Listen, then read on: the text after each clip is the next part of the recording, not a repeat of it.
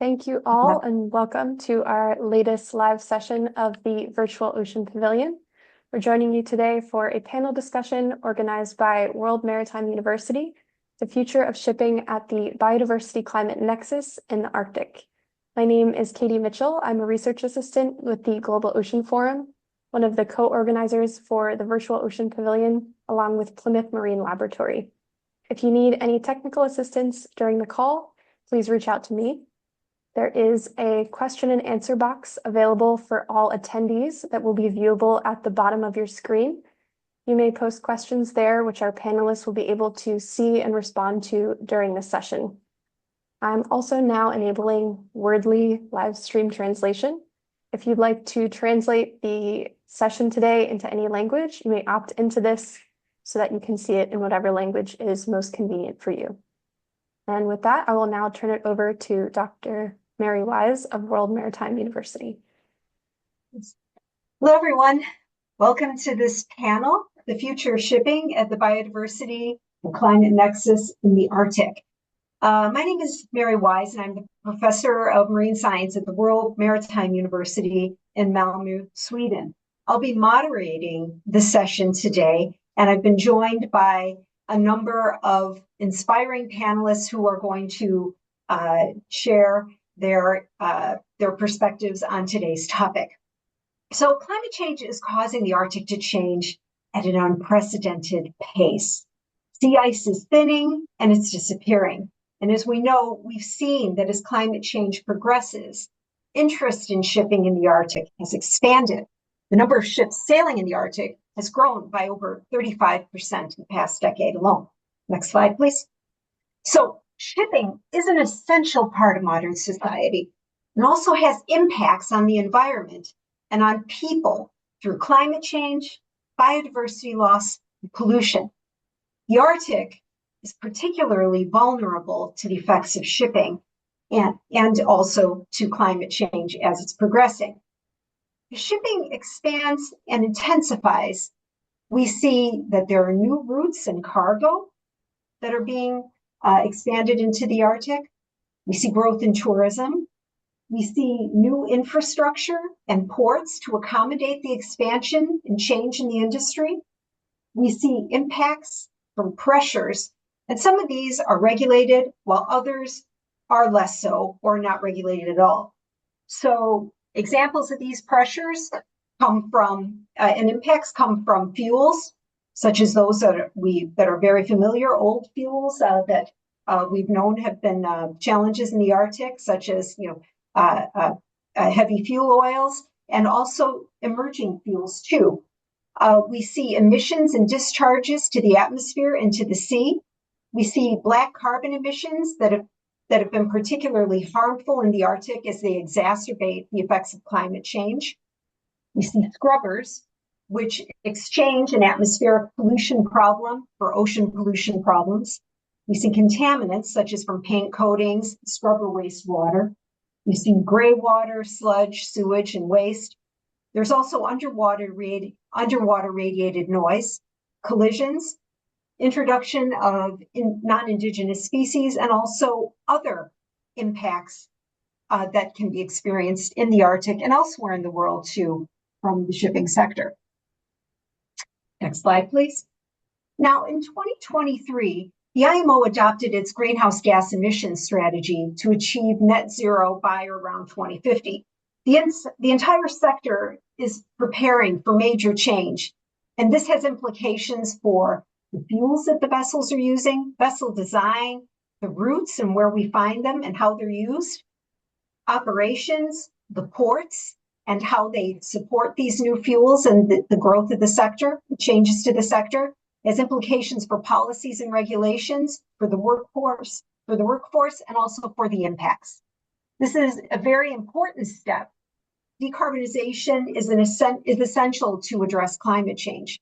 And we can expect the shipping sector will expand into the Arctic as it undergoes the decarbonization process. Next slide, please. Now, indeed, the shipping sector upon which our societies depend has a number of impacts, and climate impacts are just one of them. The impacts from the sector affect climate change, biodiversity loss, and pollution. Moreover, the sector will interact with other human activities such as fisheries, tourism, and other forms of resource extraction. And these all need to be balanced against the need for protection, also restoration of habitats that have been degraded. A holistic approach, also known as an ecosystem-based approach, is needed to manage multiple impacts and to identify opportunities for co-benefits and win-win solutions. As we address climate change, there are important opportunities where we can simultaneously address biodiversity loss and pollution to support planet and people. But we need to consider how we can strike more flies with one swat than just climate change alone. Next slide, please. There are also a number of important opportunities through international and regional environmental conventions and agreements. Some of these have just come into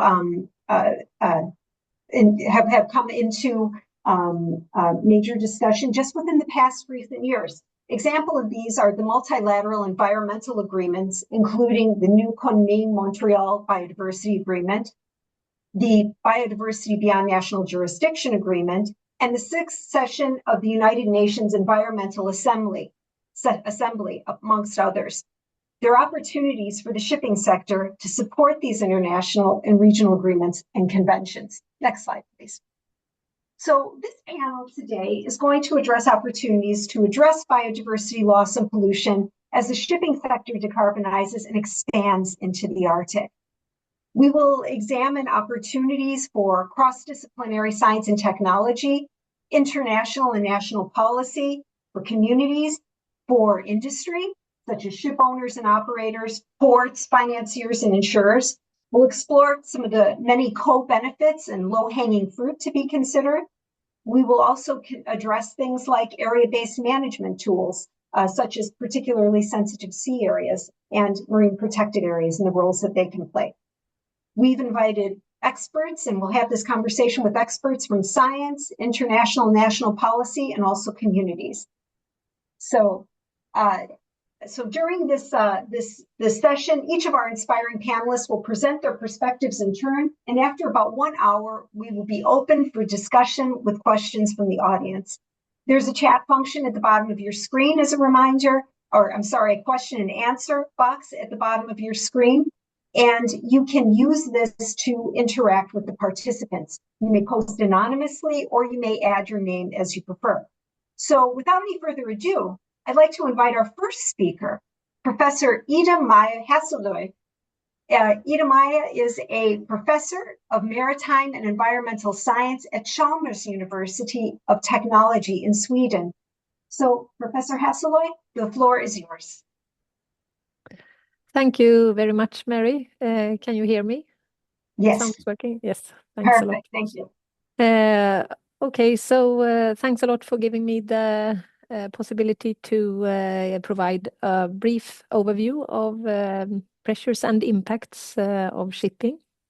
And although I think we all agree that shipping has a great potential to be a sustainable mode of transport, we must also acknowledge that we are not really there yet. And the ambitious pathways we now hear about towards the net zero carbon dioxide emissions is of course essential. But in my presentation, I will now also highlight that at regional scale, in our productive coastal oceans, shipping may be responsible for a substantial share of, for example, loads of different contaminants. And these must also be addressed to ensure sustainable shipping. Next slide, please. So this overview, I know it's a little bit much information, but if we try to start from the left, shipping has a range of different subsystems that exert pressures on the marine environment.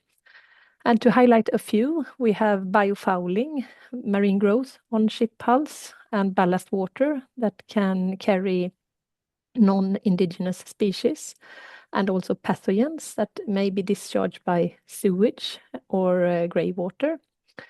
Sewage and grey water also contain nutrients, pharmaceuticals, and cleaning agents.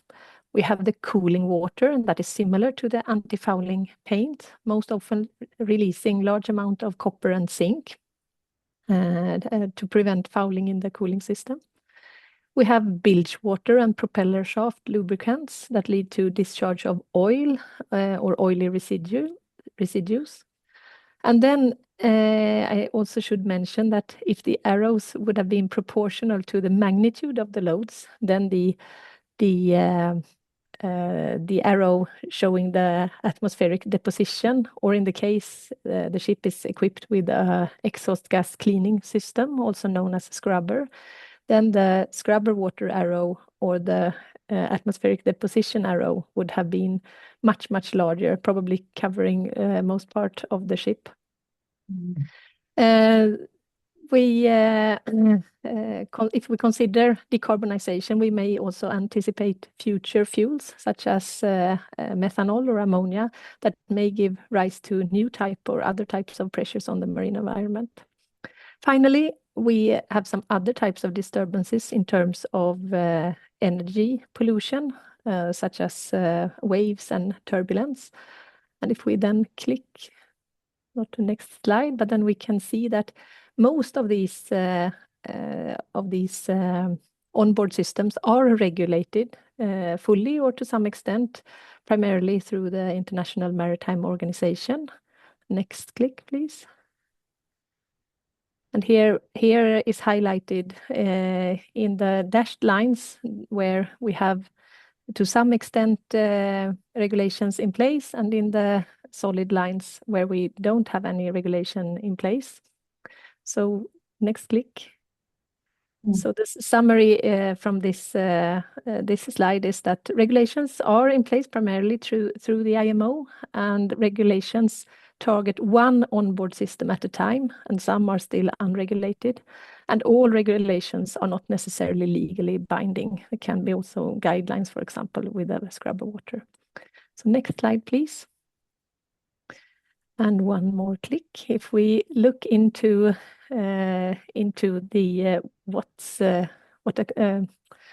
what the different waste streams contain, we can also summarize that, for example, contaminating compounds are present in more than one of the onboard systems.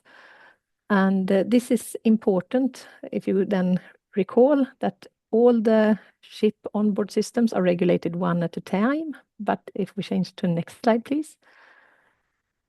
If we shift to the marine environmental management perspective instead, then we need to take into account all shipping-related pressures from all onboard systems, from all ships operating in the geographic area of interest or the water body of interest.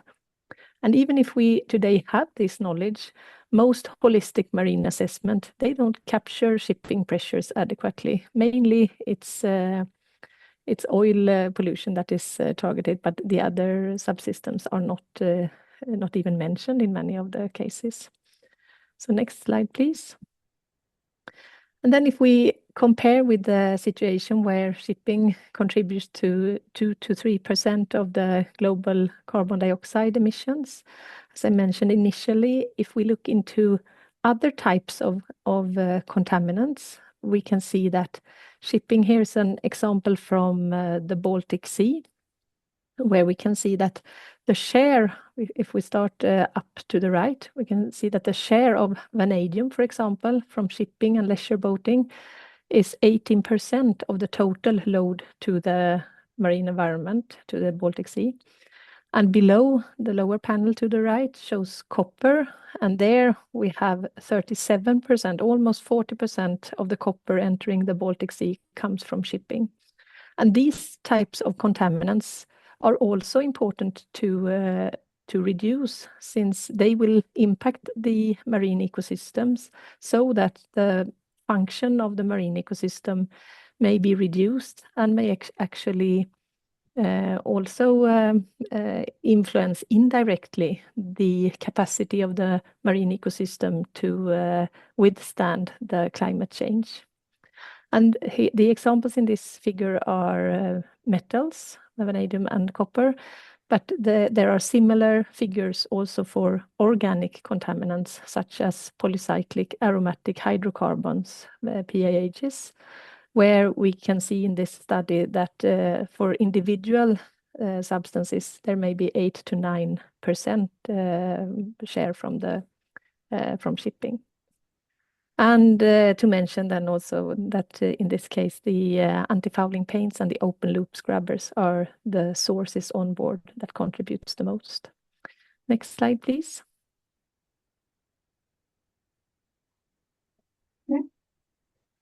Perfect, thank you very much. Finally, apart from emissions and discharges, there are also other types of pressures and impacts that are receiving an emerging interest, both in the scientific literature and also from a management perspective. And one example here is turbulent mixing by ships. So suddenly the question arises if shipping lanes actually can have the same be the same type of barrier as highways are on land, but shipping lanes in the ocean to actually impact be a barrier for migrating organisms of all scales, not only marine mammals, but at every scale. So with that, I would like to conclude and say that in order to ensure transition to sustainable shipping, there is an urgent need for holistic assessment and management of shipping pressures. Thank you. Thank you very much, Ida-Maja. That was excellent. That was excellent. So now, without further delay, I would like to introduce. It's a great honor to have Melanie Lancaster from WWF Global Arctic Program, and where she is the senior specialist for Arctic species, and she is also a member of the leadership team of the Protecting Whales and Dolphins initiative. So Melanie Lancaster, Dr. Melanie Lancaster, the floor is yours. Thanks, everyone. Can you hear me okay? Thank you. Perfect. Great. Well, thanks all for joining us to listen to what we have to say here as panelists, but also to help us discuss this important issue. Next slide, thanks. As the other speakers have mentioned, we have an opportunity here and now to help meet the needs of marine biodiversity as the shipping sector strives to meet its decarbonisation target. Globally, the shipping industry is under pressure to reduce its carbon footprint. Globally, biodiversity is under pressure. The Living Planet report that was released last month shows that monitored vertebrate populations have suffered a decline of 73% since 1970. Arctic shipping is growing. It's growing in terms of the number of ships operating, the distance the ships are travelling, and the amount of time each year the Arctic Ocean is exposed to shipping. And this is due to loss of sea ice as a result of the climate crisis. Sea ice was previously a natural barrier to shipping, but in many places in the Arctic Ocean, that's no longer the case. What that means is that risks to Arctic biodiversity are growing because of shipping. Through the United Nations Convention on the Conservation of Biodiversity's Kunming-Montreal Global Biodiversity Framework, the world has pledged to bend the curve of biodiversity loss by 2050. Through the United Nations International Maritime Organization, the world has pledged to decarbonize the shipping industry by 2050. Both pledges have substantial goals and targets to be reached by 2030, so we have no time to lose. Next slide, thanks. I'm going to talk mostly about solutions and tools that we have to enable shipping to help meet the needs of biodiversity going forward. So the first one, it's not a new one, slow down the shipping fleet. It's not a new one because I'm not the first to suggest it, and it's not a new one because it's not the first time it's been done. Overwhelmingly, it has been shown that slowing down increases fuel efficiency and reduces emissions. From a biodiversity perspective, slowdowns also reduce the amount of underwater noise pollution that ships are emitting into the ocean. Underwater noise is recognised as pollution that has negative impacts on marine species, marine ecosystems, and ecosystem services. Globally, of the around 130 species that have been assessed, around 130 of those have experienced negative impacts from underwater noise. Finally, slowing down drops significantly the risk of fatal collisions between great whales and ships. And I dare say we might hear a bit more on that from Dr. Stanelin coming up. So slowing down has 3 clear benefits, and that's why we call this solution the triple win. And importantly, it has co-benefits both for shipping and biodiversity. The second element that the shipping sector really must consider during its own transformation to decarbonisation is to avoid areas that contain biodiversity sensitive to shipping impacts. So the world has committed that by 2030, 30% of the world's oceans will be effectively conserved for biodiversity through area-based measures. Specifically, these area-based measures will be through networks of protected and conserved areas that have characteristics that ensure effective conservation. This will not only that, so not only is it the 30%, we're also talking about the remaining 30% where there's been a global pledge that the remaining 70% of the ocean will be under strengthened management to help safeguard biodiversity. So this will be a huge lift for the shipping industry, but it's one that it must make, especially as it works towards optimising global ship routing plans to maximise fuel efficiency, changing where ships are travelling, taking advantage of ocean currents and tides, biodiversity information, where are the areas that are important for biodiversity, that all needs to be considered. I'm not going to go into the right side of the slide here, except just to highlight that there are existing tools, both place-based and regional and global, that exist for the shipping industry. All of these are through the International Maritime Organization, exist to help to achieve what I've got there on the left. But new initiatives and approaches and acceleration of these existing approaches is really needed. Next slide, thanks. When we talk about solutions, a number of questions inevitably come up. Do we have what we need to do this? Here on the left is a map. It's based on an approach called ArcNet. It's based on a multi-expert, multidisciplinary analysis of over 800 features in the Arctic that are or represent Arctic biodiversity. It shows where priority areas for conservation exist across the whole Arctic Ocean, and those areas are shown in green. This is what 30 by 30, 30% of the Arctic Ocean by 2030 could look like, effective conservation of biodiversity through 30% of the Arctic Ocean protected and conserved. And we can further explore these areas, each and every one of them, as they relate to shipping, and I'll come to that in a moment. Next slide, thanks. In addition to those 800 plus features, we have also just released an online report where we've mapped, based on publicly available information, seasonal migration routes for all Arctic whale populations. And you can see on the right there, we've overlaid them with current shipping traffic. The maps also indicate when these migratory routes are active, so when the whales are actually using them. And that's not all the time. These are not permanent areas that need conservation or management measures. They're only 3 to 4 months a year, sometime in spring, sometimes in autumn. And so these sorts of maps can be used in voyage planning to help inform when ships might need to take measures to safeguard the whales. Next slide, thanks. The last question that we often get is, we need to know how Arctic biodiversity is affected by shipping. And on the left here is a map from an Arctic Council report that shows levels and distribution of underwater noise produced by ships operating in the Arctic. So here we can see areas of high noise intensity in red, and we can see areas of low noise intensity in blue.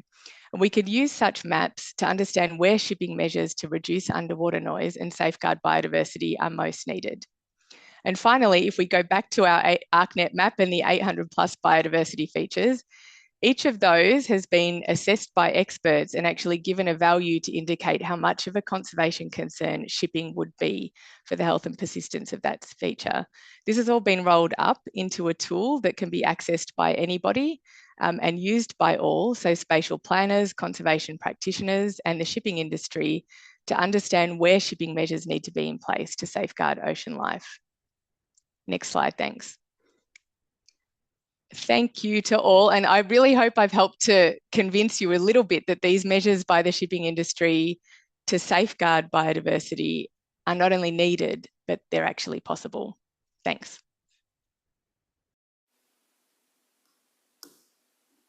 Thank you very much, Dr. Melanie Lancaster. It was very exciting to see the tools that the ArcNec is developing to support area-based management and informed decisions. Now it's a great honor to introduce our next speaker. We have today Miss Lisa Kocher-Kohl, and she is from the Inuit Circumpolar Council, and she is the president of the Inuit Circumpolar Council, and she is representing Canada. Thank you. Thank you so much. And I'm so pleased to be here with you today to share our Inuit concerns on the protection of our Arctic environment. I'm Lisa Kocher-Kohl, President of Inuit Circumpolar Council of Canada, and this also makes me the Vice Chair of Inuit Circumpolar Council. We Inuit are born into an environment very few see or will ever see or experience, and yet it is an environment that we are born into and that we love. And we call the Arctic environment all of our exterior, the outside, the weather, the well-being of the land and the seas, everything, we call it sila. And this is what I'll be referring to when I'm speaking. We number over 180,000 in our circumpolar homeland we call Inuit Nunat. And Inuit Circumpolar Council has existed since 1977 to unite our voice and advocate for our rights, our Indigenous rights, our Inuit rights, in international fora, such as at the COPs on climate change and the conservation of biodiversity, and even at the International Maritime Organization. I would like to tell you how much a clean, healthy marine ecosystem is important to us, among the many other things that we hold dear.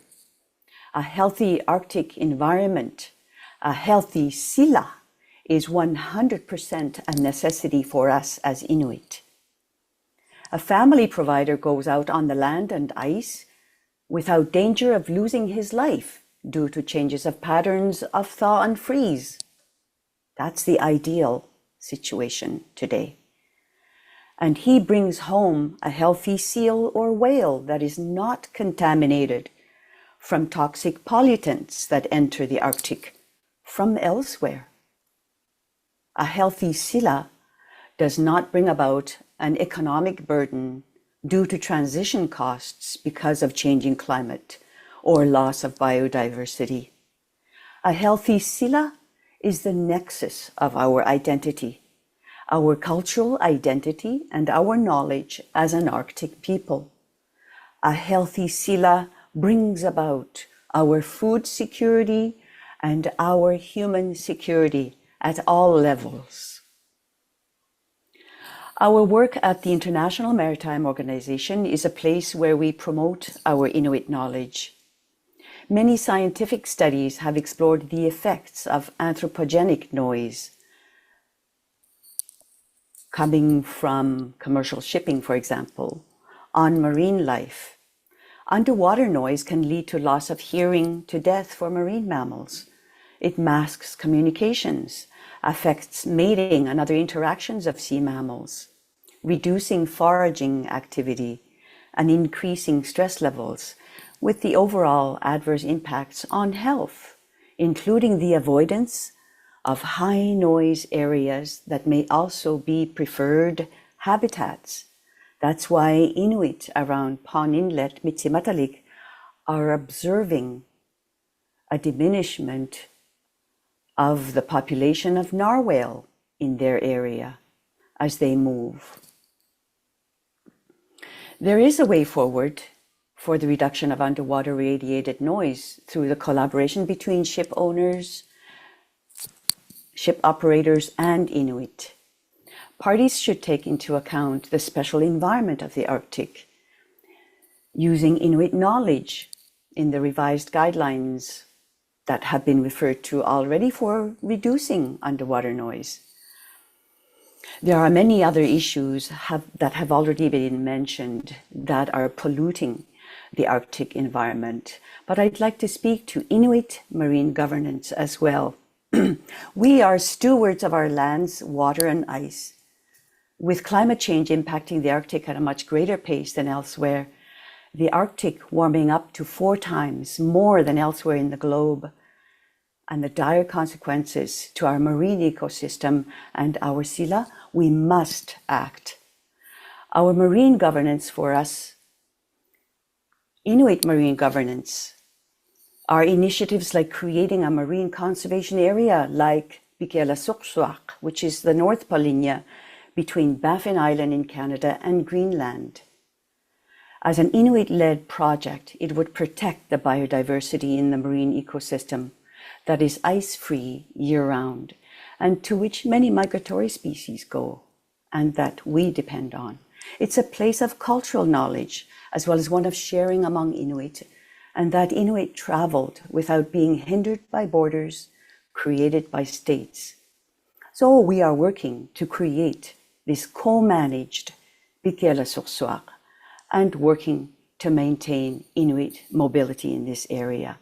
This is Inuit marine governance.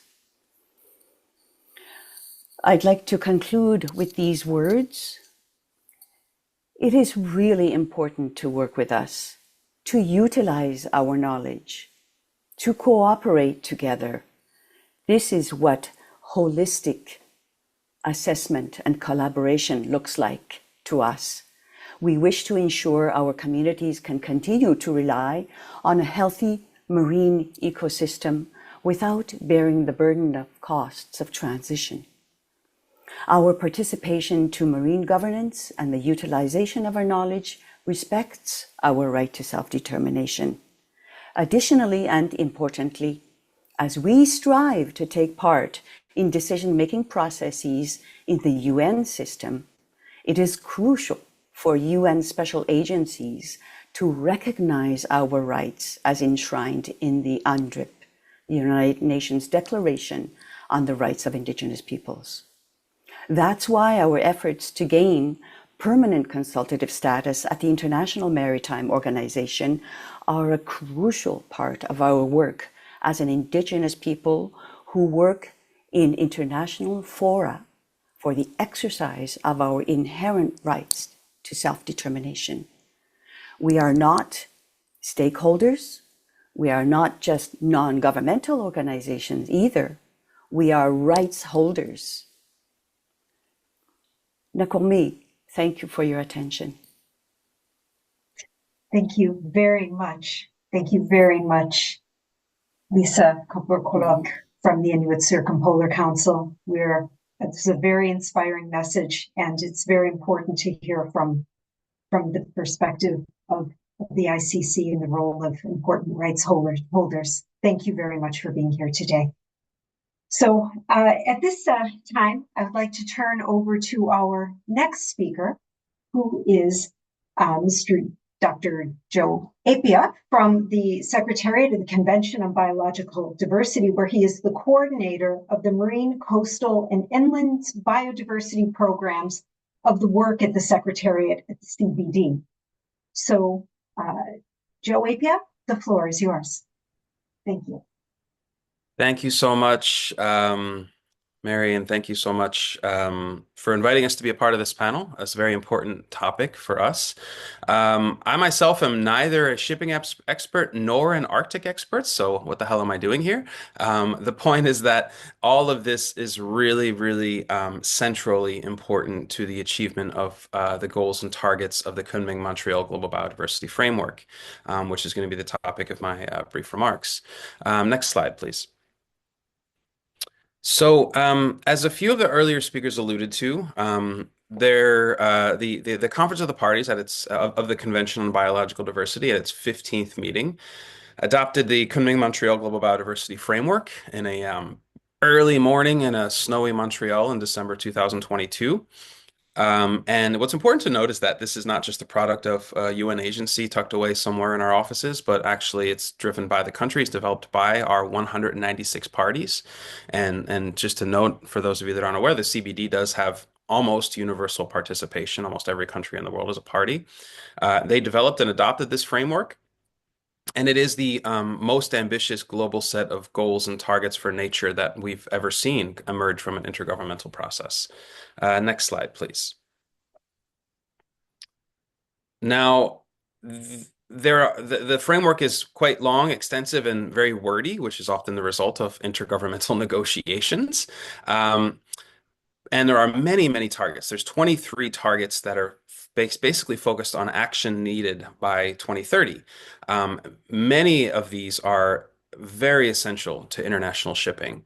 I've highlighted just some of the targets here and the relevance for international shipping, but as you can see, very critical linkages across the scope of all of the things that that the Kunming-Montreal framework calls for, including Target 1 on spatial planning, Target 3, which is the famous 30 by 30 target. And obviously this is relevant not only to things such as PSSAs, but also, the role of shipping broadly and protected area management. Target 4, which deals with species and threatened species and also talks about human-wildlife interactions, which obviously alludes to things such as ship strikes.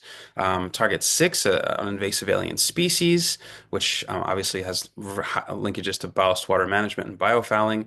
Target 7 on pollution. Target 14 on mainstreaming biodiversity into sectors.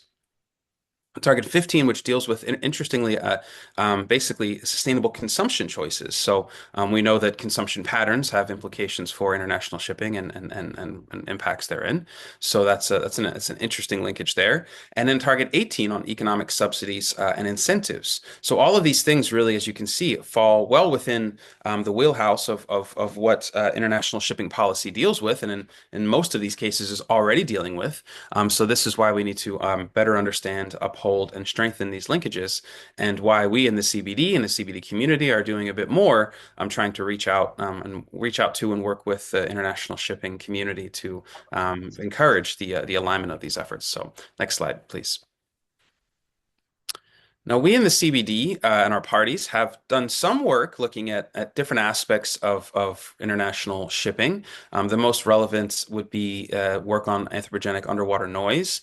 About 10 years ago, our COP took a decision on underwater noise and outlined some actions that need to be taken, as you can see there. That's a snapshot of some of them. We also synthesized, we did a review of progress, a review of the impacts of anthropogenic underwater noise on marine biodiversity and approaches to manage and mitigate them. Of course, that doesn't only deal with international shipping. There's other sources of noise, as we know. This is just one example of the kinds of things that we've looked at in the CBD. There are many others, as we know, we can and will probably be looking at a bit more in collaboration with competent organizations such as IMO. But this is obviously something of prime interest for our parties. Next slide, please. We had some important and very valuable developments at the recent meeting of the Marine Environmental Protection Committee. Typically, this was actually my first time at MEPC. We work very closely with the IMO Secretariat, but my first time attending an MEPC. We submitted a document to MEPC on the importance of international shipping for the Kunming-Montreal framework, and we were very pleased to work with WWF Canada, and also Lisa is there as well on the panel, and this is another panel I'm sharing to chair with Lisa, to highlight the relevance of well, I was highlighting the relevance of the Kunming-Montreal framework for shipping. The panel broadly was on underwater noise, and it was a very interesting panel. And what was very important also is that in addition to these efforts to highlight these linkages, the MEPC also took note of this and actually in the outcome it noted the importance of the work of IMO in relation to the Kunming-Montreal framework, invited the IMO Secretariat to continue its engagement in collaboration with respect to the framework and include updates and report back to MEPC on that, and it welcomed the invitation to formally endorse the framework. So these terms seem kind of soft, but actually in international policy speak, they're quite important, especially when we consider that, as far as I know, this is the first time that an IMO body has formally recognized the outcomes of CBD goals and targets. So that's quite symbolic and quite a great step in a direction that can allow us to better explore and enhance these linkages, not only at these international processes, but how these translate to industry and to national level policy making. Next slide, and I think that's it for me. Yes, thank you very much again. Look forward to the discussion.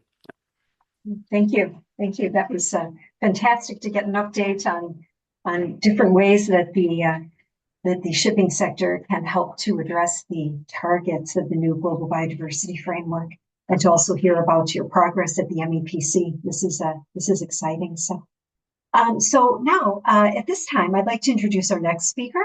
And here we have Michelle Sanders from Transport Canada. And Michelle is Canada's alternate permanent representative to the IMO. And today, Michelle is going to be speaking about managing impacts from shipping in the Arctic, experience and perspectives from Canada. So, the floor is yours, Michelle Sanders. Thank you. Thank you very much, Mary, and thank you to WMU for inviting me to be part of this panel today. I'm going to provide some brief comments on how this nexus can be looked at from a member state perspective. And with the largest coastline in the world, including in the Arctic, promoting safe, secure, and environmentally responsible shipping is central to Transport Canada's mandate. So we can go to the next slide, please. Great. So to start, I think it is important to recall that international shipping plays a vital role in the global economy, transporting between 80 to 90% of the goods that we rely on a daily basis, and plays a really critical role in global food security. That said, as the largest user of the ocean, it is also widely recognized that the maritime sector has a really important role to play in ocean governance and ocean sustainability, and is an important part of the work at the International Maritime Organization. So the off-cited number is that international shipping contributes approximately 3% of global GHG emissions. We already have a good sense, especially from some of the previous speakers, of the impacts climate change can have on our oceans as a result of rising temperatures.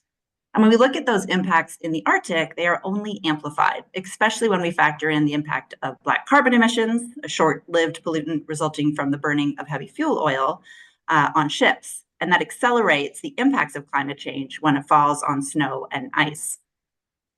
Importantly, the Arctic is also home to Canada's Inuit population, and impacts on their way of life are significant, as Lisa has described. Climate change, however, also intensifies other threats to the marine environment and biodiversity posed by international shipping, especially in the sensitive environment like the Arctic. For example, and we've heard this a couple of times now, underwater noise from ships pose a significant threat to over 130 marine species globally. Now, noise can often be buffered by sea ice, but when the sea ice isn't there, or is there for shorter periods, the overall soundscape can be louder. Melting sea ice also, of course, means an increase in vessel traffic, further increasing the noise in the environment, as well as other emissions from ships. Warmer temperatures can also cause biofouling organisms to grow and reproduce faster, further increasing the spread of invasive species. Next slide. The positive news, if we can put it that way, is that the IMO, as the UN specialized agency responsible for regulating international shipping, is working on all of these issues. However, they are often spoken about distinctly, perhaps somewhat in silos, and with varying degrees of urgency. And from my perspective, the IMO's revised GHG strategy adopted in July 2023 presents a golden opportunity to look at the entire environmental footprint of our fleets. In the next few decades, to put it quite bluntly, the entire fleet of vessels on the water will either be replaced or radically retrofitted to meet the net zero targets of the IMO GHG strategy. There is significant research being undertaken right now on the synergies or co-benefits of addressing not only the emissions from the ships and alternative fuels, but on the relationship between, for example, underwater noise reduction and improved energy efficiency, or the relationship between biofouling and energy efficiency.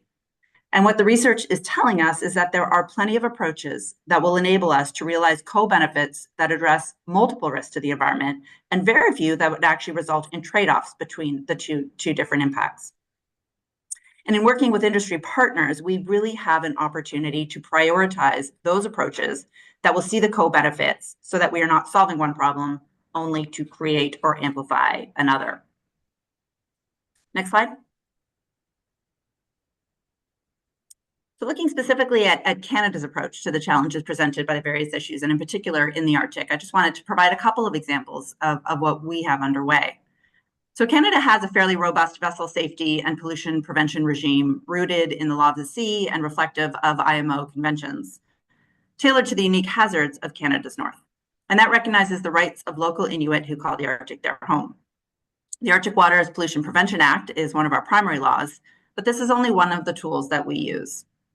For example, recognizing that the complex nature of the issues around climate and biodiversity required diverse solutions, we've sought to use all the tools at our disposal.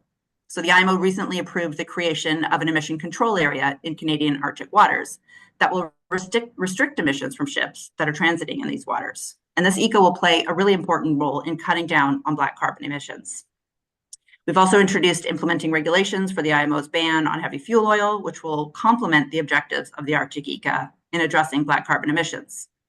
Actively working through PAIM, the IMO, and other fora on underwater noise, including specific considerations in the Arctic and opportunities to consider sensitive areas in voyage planning. We're also actively working towards our commitment to protect 30% of our marine environment by 2030, including work on a protection standard for shipping discharges in MPAs. And importantly, in all of this work, we are working in collaboration with our Inuit communities who call the Arctic home. The importance of Indigenous knowledge is something that is paramount to this work. And one of the initiatives that we've introduced to help support this is called the Project for Finance Performance, which actually helps fund Indigenous-led marine conservation initiatives. Next slide. On a more general level then, what can member states do to take advantage of this golden opportunity that the IMO GHG strategy presents to help meet not only our climate goals, but our broader biodiversity objectives as well? First, talk about it. Raising awareness across the maritime sector of the relationship between these threats and the opportunity to take a holistic approach is critical. For example, we talk a lot about green shipping corridors, but we talk about it in the context of climate change. Can we look at it on a more holistic level and what the opportunities present? Second, pursue collaborative approaches. So working with industry, Indigenous communities, regional and technical specialists. This will not only create richer solutions, but also greater buy-in and understanding across sectors of the challenges and opportunities that exist. Third, investment in technology, in zero GHG fuels, in research on comprehensive life cycle impacts. Fourth, recognize that it is not a one-size-fits-all. What works for one type of vessel might not work for another. So we often talk about slowdowns, and absolutely as a way to both reduce GHG emissions and reduce underwater noise, but ferries with a variable pitch propeller, for example, are louder when they slow down. So there is no silver bullet, and we need to be looking at a comprehensive approach. And finally, a commitment to a precautionary approach. We can never know with complete certainty the exact impact of a certain type of pollution will have on the marine environment or on a particular species. But we already know enough that must trigger us to act. Solutions will evolve as we learn more, but we need to start implementing to enable that learning and that evolution to take place. And I believe that is my last slide. So thank you very much, and I look forward to the discussion. Thank you very much, Michelle Sanders. That was fantastic, and it was exciting to hear about the co-benefits and also the comprehensive and precautionary approaches that you highlight as well as very important to take into consideration as shipping expands into the Arctic, and we look for ways to address the triple planetary crises. So at this time, I'd like to call upon our next speaker. Camille Bourgeon is from the International Maritime Organization. He has been working in the Marine Environmental Division of the IMO since 2017. He's currently in charge of regulatory development and policy coordination and he is also involved in the climate action and clean air section. So, without any further delay, Mr. Camille Bergeon, the floor is yours. Thank you, Mary, and thank you very much for the invitation. Very glad to be with you today as part of this virtual event, which I understand also contributes to the wider climate discussions at COP, and I'll be heading to Baku next week. Yeah, allow me to say a few words from the IMO and bring that perspective from my experience in the IMO Secretariat in particular, on how the IMO contributes to regulating this global sector. As you know, international shipping is truly global in nature and has been for a very long time, and hence needs global regulations that apply to all ships, irrespective of their flag or the area they navigate in. So allow me here to perhaps share some views and experience on how IMO legislation is actually being prepared, drafted, and because I've heard very interesting comments indeed on the fact that IMO work may be seen sometimes as being work in silos, and indeed IMO regulations address one issue at a time, one pollutant at a time. I think it's because this really lies to the fact that IMO is a technical organization in nature when it has been established 70 years ago. And its work is really based on specific technical input by its member states and its observer organizations, where findings from research and data collection are discussed. And also it's specific because the products of the deliberations at the IMO are usually amendments to legal instruments.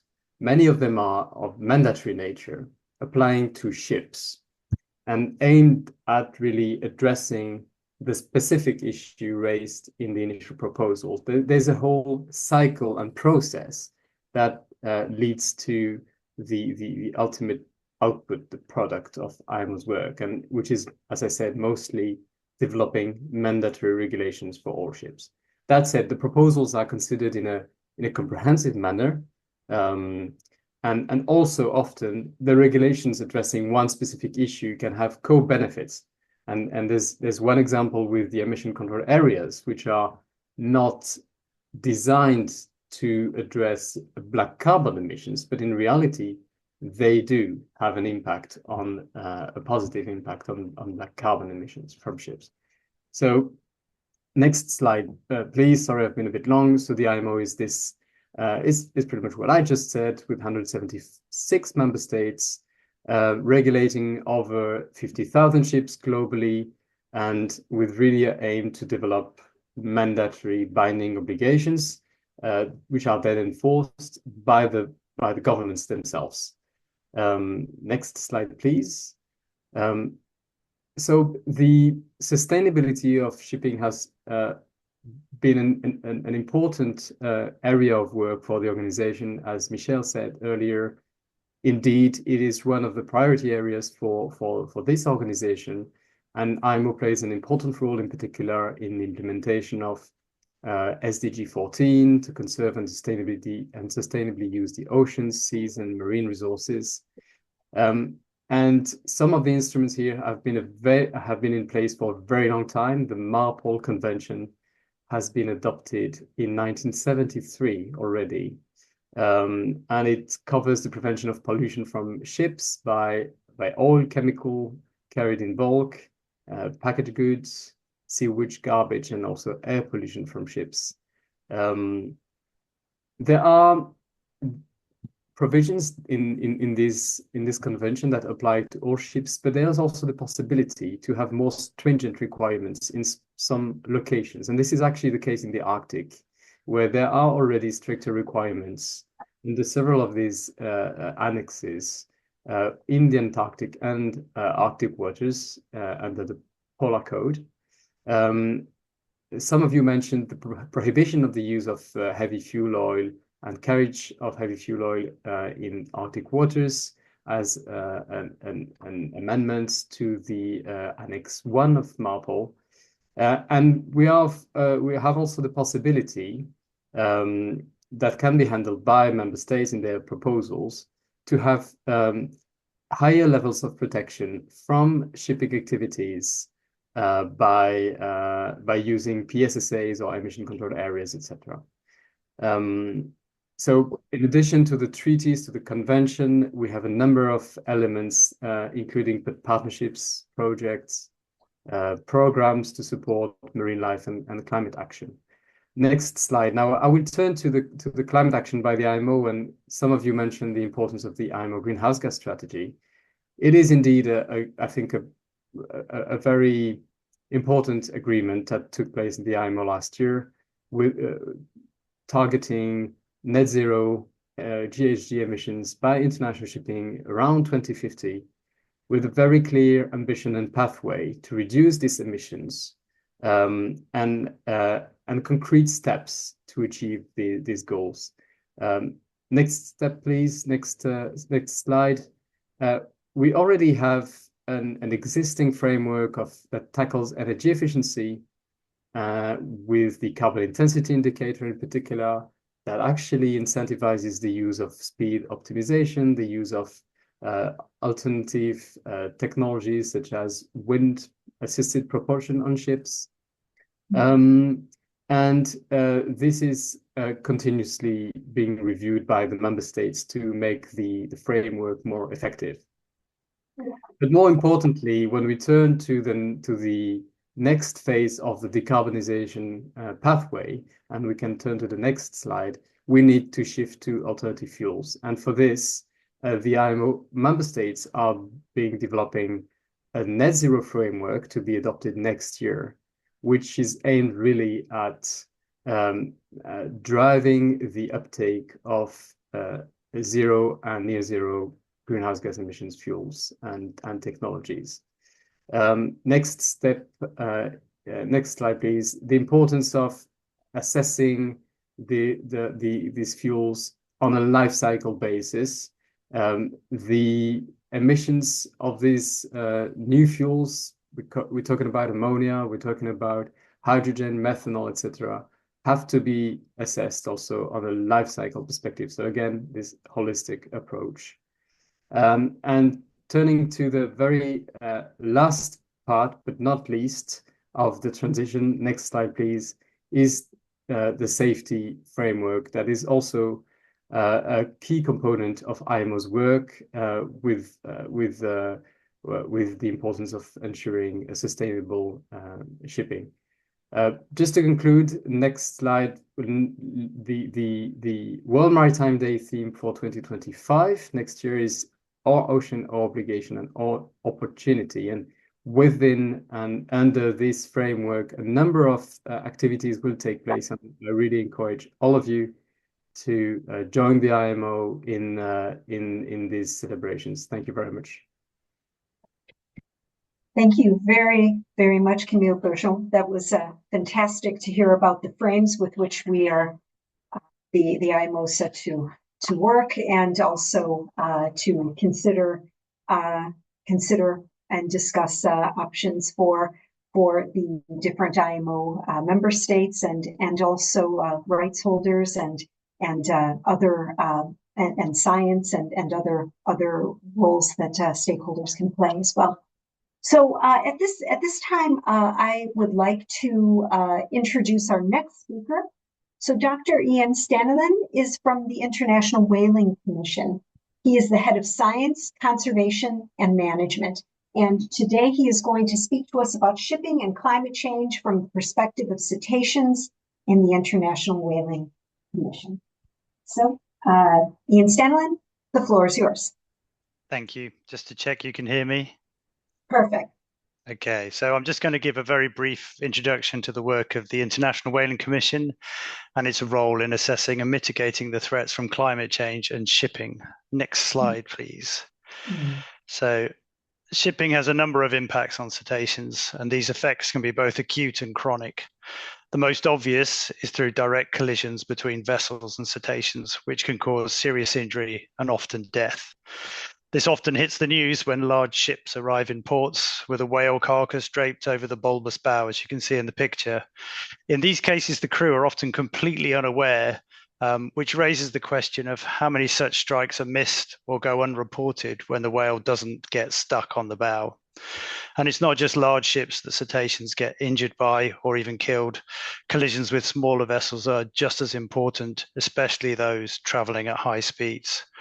Many stranded animals and carcasses washed ashore, so signs of severe trauma from such collisions.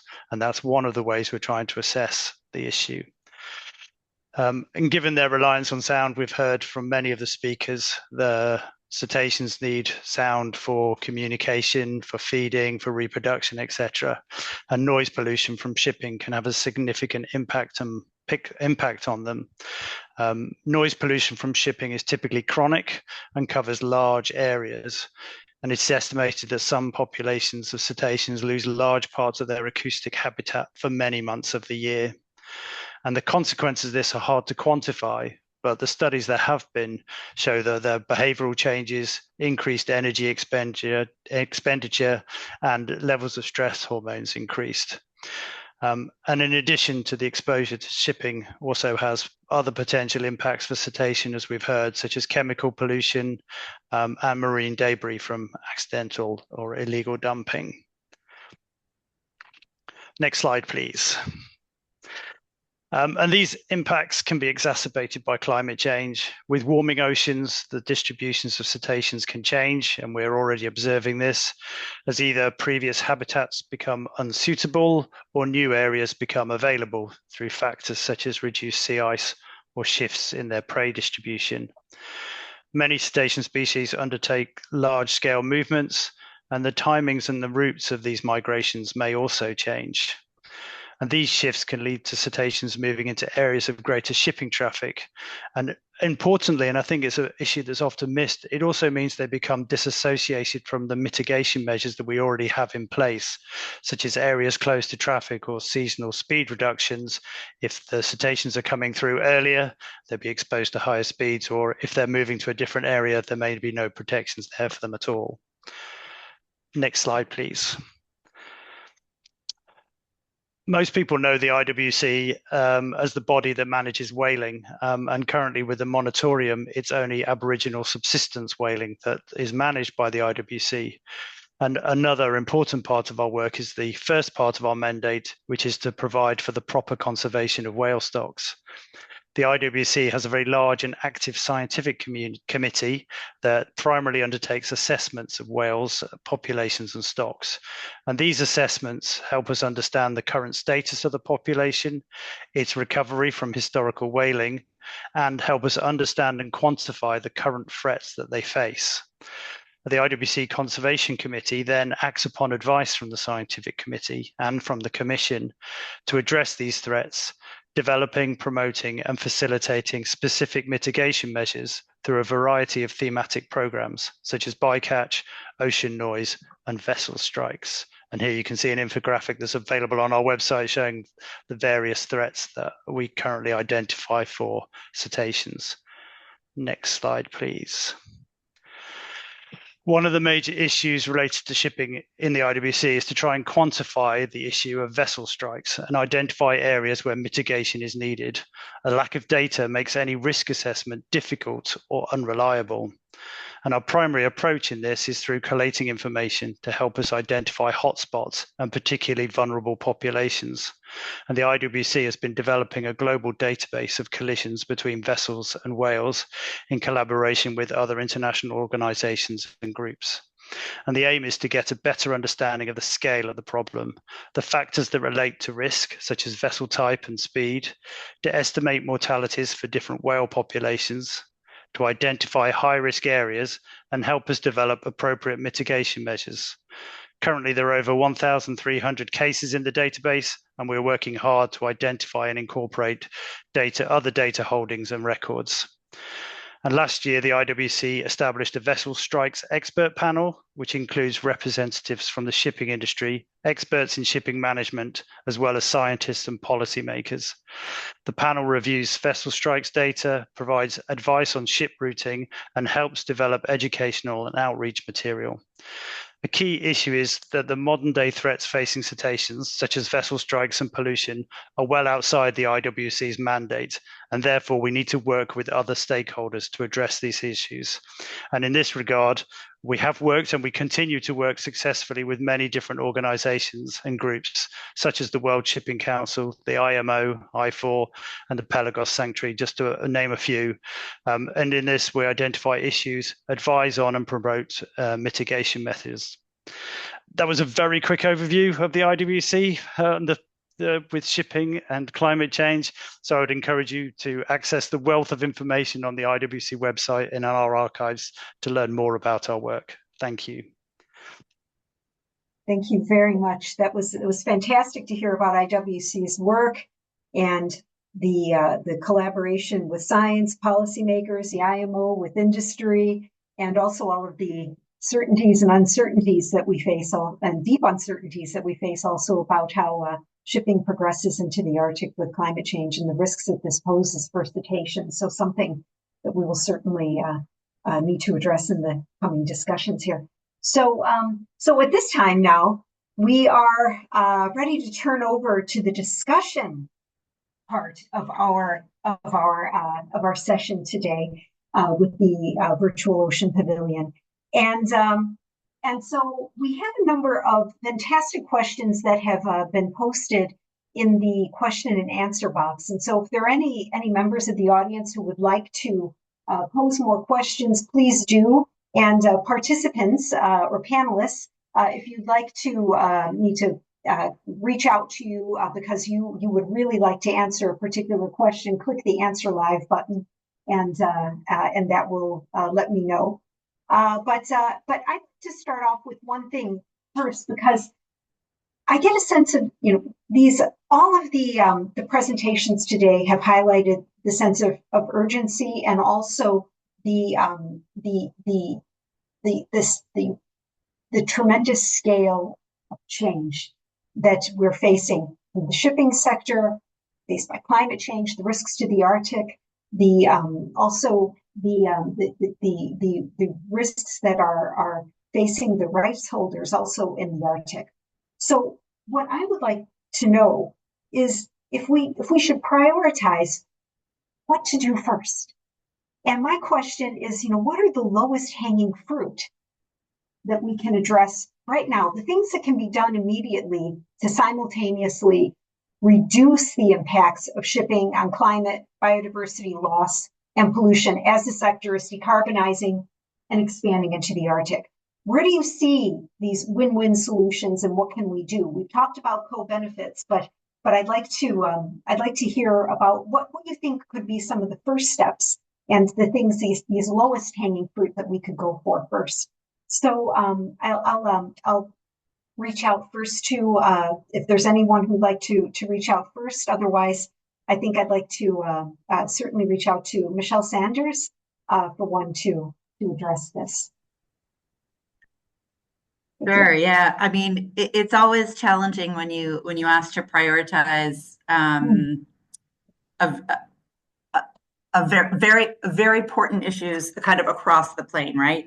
I'd say, I think the approach that we've taken, and I'll use the example of underwater noise for us, because we knew that immediately we could take certain measures from an operational perspective while we looked at what those longer term solutions were. So yes, slowing down, which has co-benefits for other impacts, for reducing vessel strikes, for reducing underwater noise, for reducing GHG emissions. There's a variety of benefits that you can get from it, but it's not the only solution. We need to be looking at longer term technical solutions through, how do you actually design a quieter ship so that regardless of where you're operating, because you cannot slow down necessarily in every single marine environment, depending on where you are, the weather conditions, the bathymetry, the currents, everything kind of that goes into safe navigation of a ship.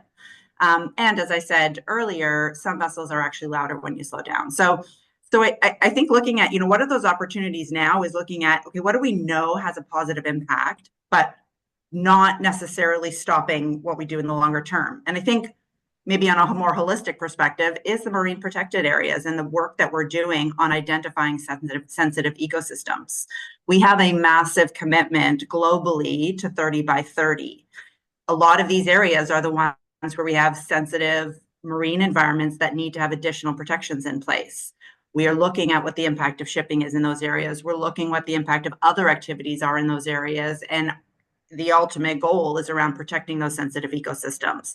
So again, I think that is an immediate kind of short-term is maybe not the right word, but immediate thing that we can be looking at of how can we at least start with those particularly sensitive areas globally where we can, and where we know that there are certain measures that can be put in place from voyage planning to slowdowns to what have you that can actually help address some of them. So I think I'll leave it at that as kind of a gut reaction to that question, but prioritization is always a bit of a challenge. Thank you very much. Thank you. So let's see. There's a question in the chat that I found earlier.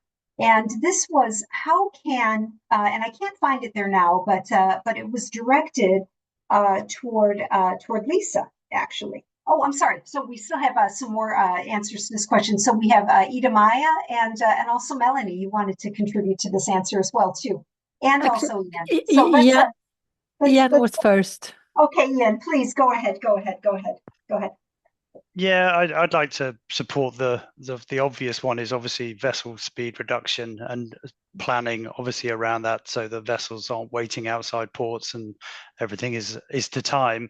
I think that's an excellent way. And then not losing sight of making sure that vessel designers, as well as taking into account reducing their carbon emission, are also looking at trying to make their ships as quiet as possible so that when they do slow down, they don't make more noise.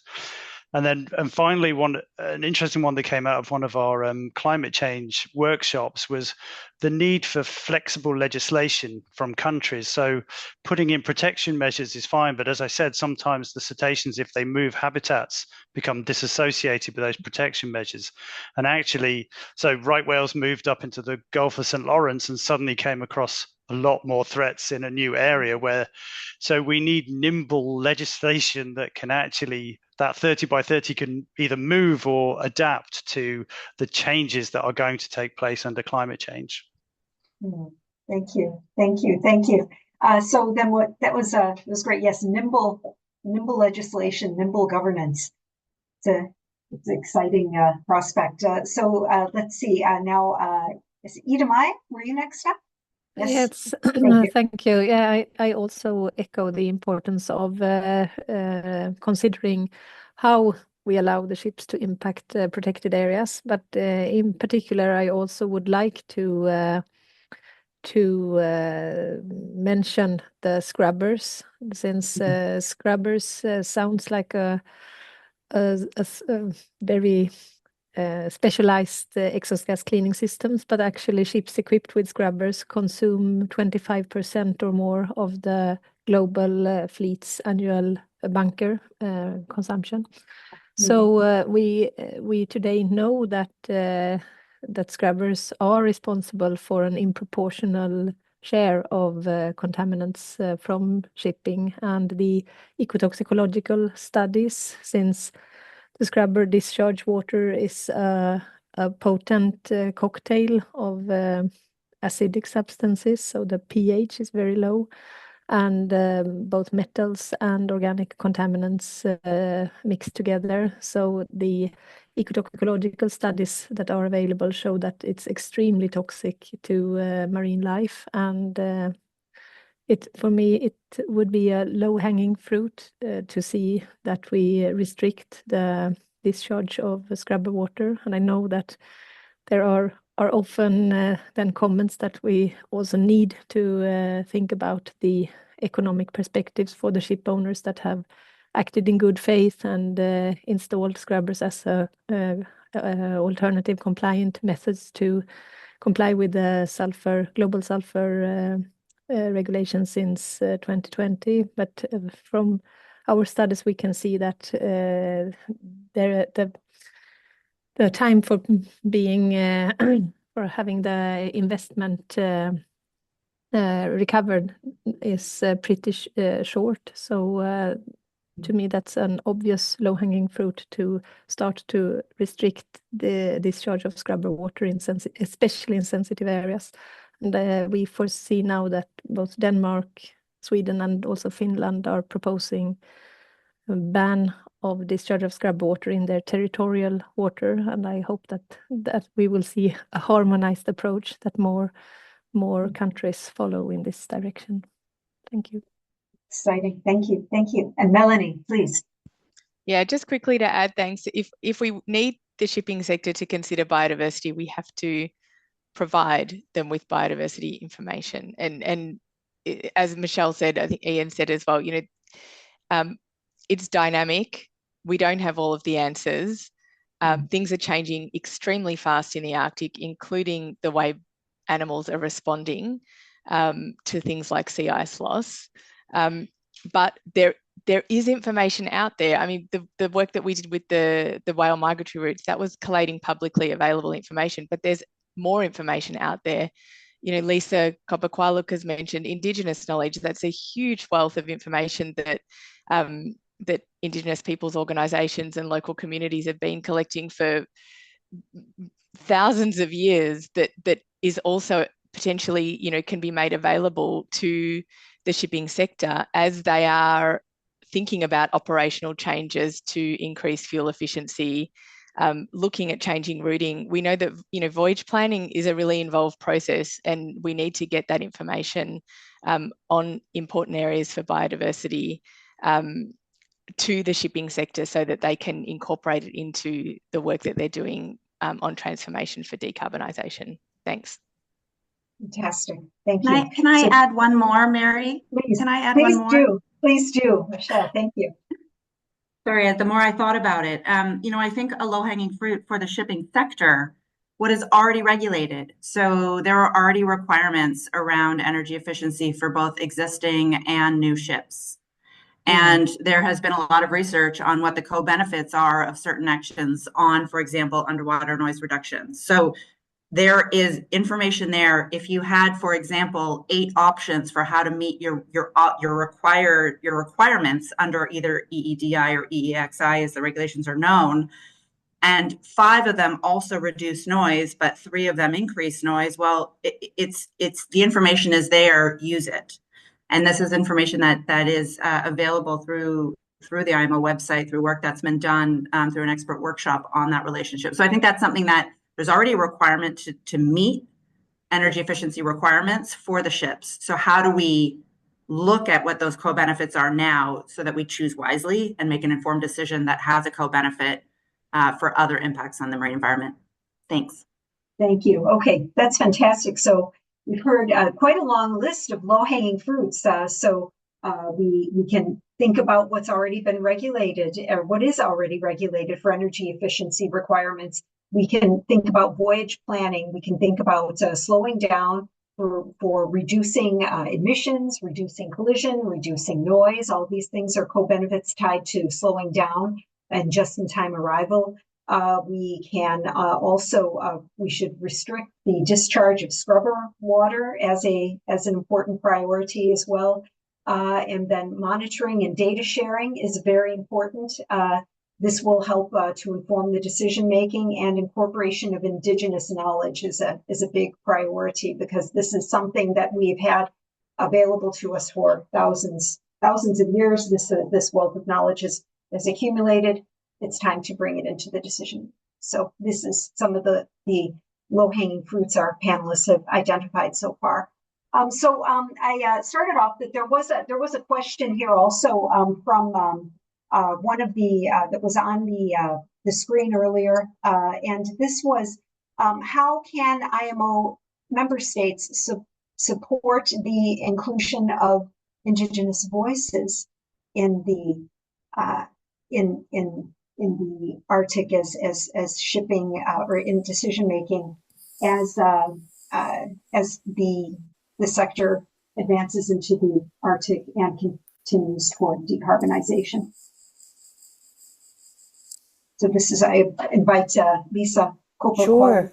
to address this question. Yes, first of all, thank you so much for that question. We do need to hear this question. In order to kind of see how the IMO works, we hear that it's a technical space. We also hear it's an industrial space.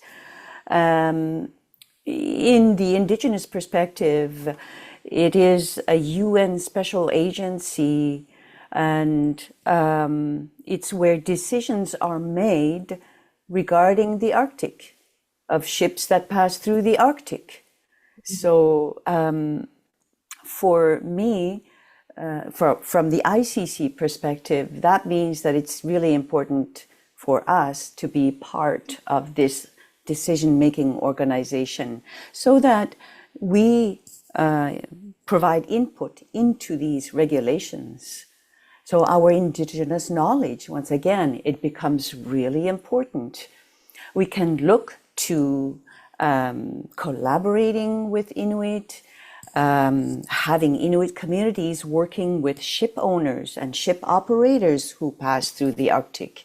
We are fully aware of our environment, and we are also intimately knowledgeable of the waters and how we navigate through those waters and the presence of marine mammals.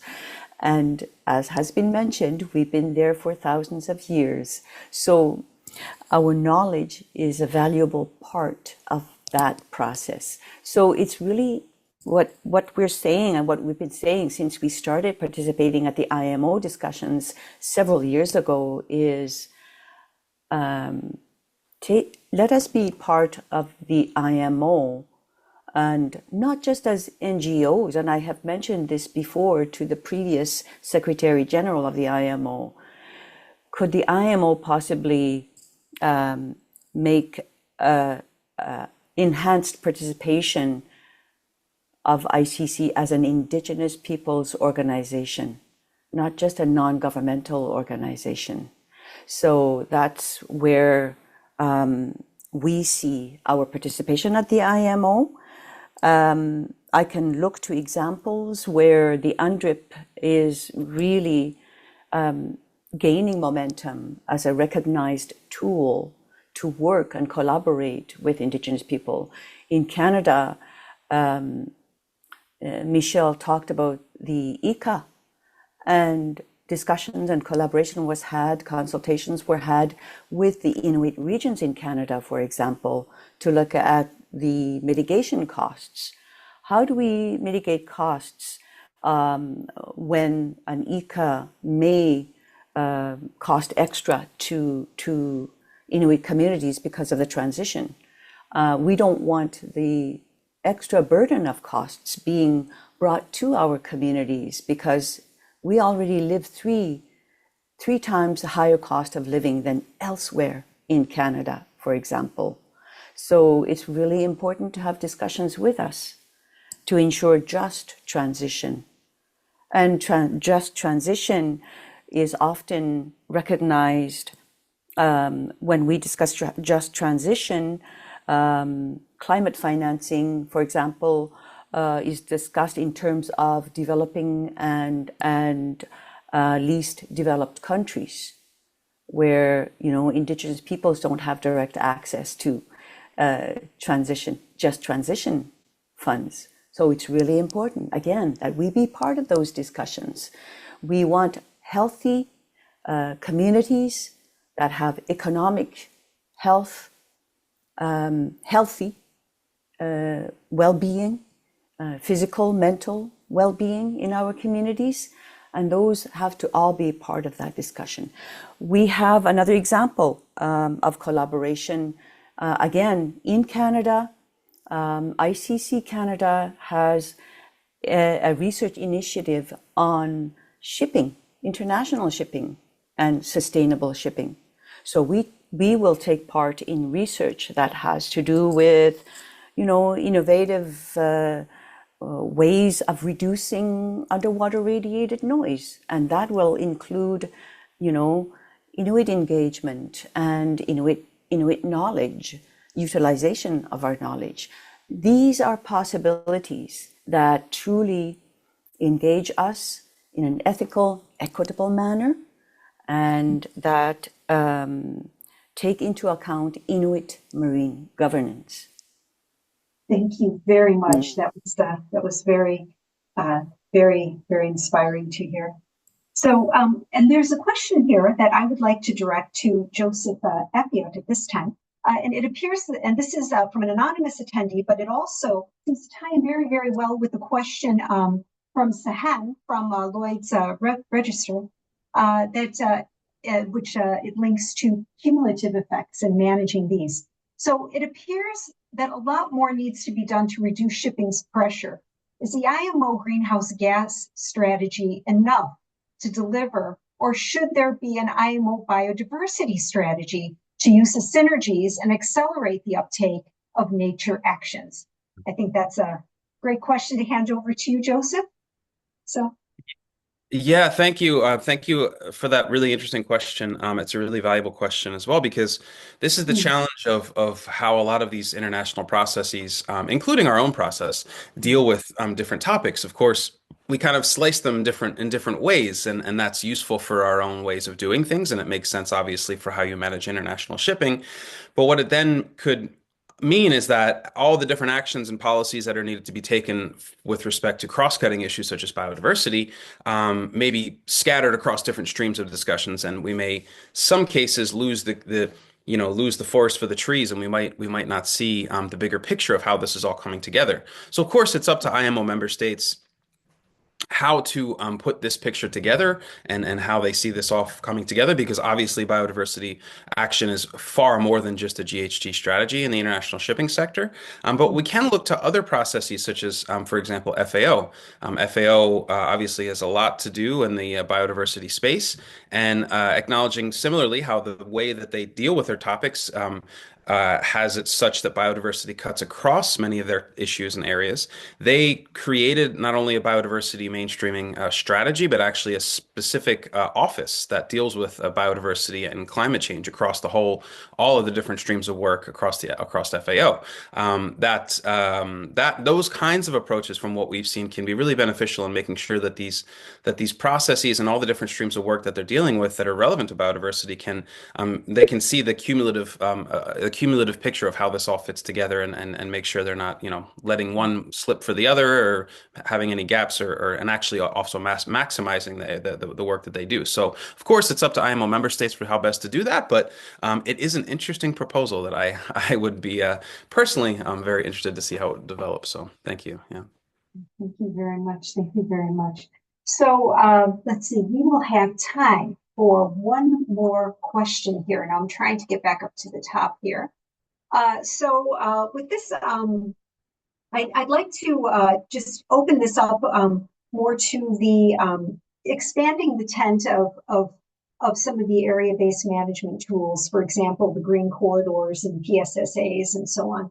And I was wondering if any of the panelists would like to make some kind of comment or elaborate on the scope for potential for doing that, and what some of the co-benefits might be for doing such a thing. So,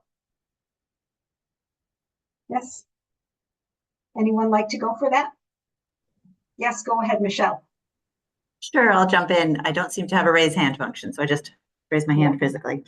I mean, I think there are a lot of opportunities there, and we've already seen, I mean, the PSSAs have been used, particularly sensitive sea areas, as an IMO. It's a tool under IMO conventions that enables for essentially like an MPA, a creation of an MPA through using the IMO.